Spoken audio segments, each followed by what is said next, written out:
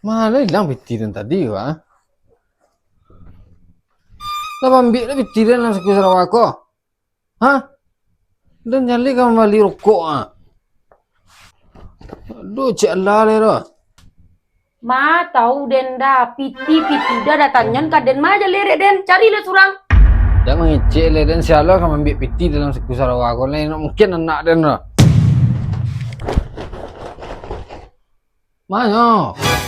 Ma tahu den dah. Tadi pagi dia minta piti kau dong cok lanjut anak pe sekolah indak ado kece udah ado.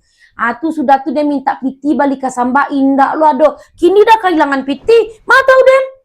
Ma tahu den carilah surang. Mangatan ka den.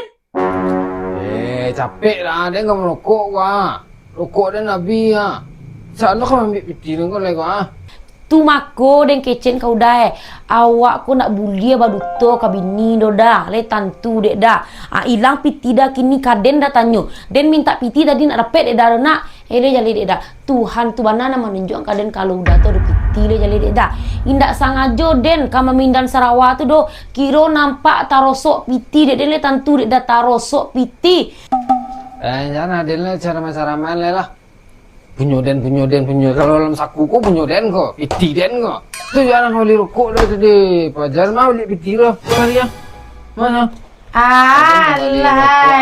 alai jo alai mengicik alai oi ai si kapalo piti dia jadi dah piti batanyo je dah piti le tahu dek dah piti dah 50.000 je dah mau de piti 50 juta dan cari dia den lawe den mana le tu yo lawe dek dah den dah kerajo dah tu yo lawe piti 50 dek dah tu makonyo dah le tahu dah dari marin tahu tu udah pai tampe ama ada anak dapat dah piti tahu den le jali dek dah alum tak kilik lah tak kalam den nang dah do balik lah bi piti 50.000 sakit ada pek kini minta juga den. Macam yang penyet tu kita makan di rumah. Tapi udah satu lah kan tadi nak tambu ada yang penyet maco cak dah. Oh, mana piti? Piti padusi piti.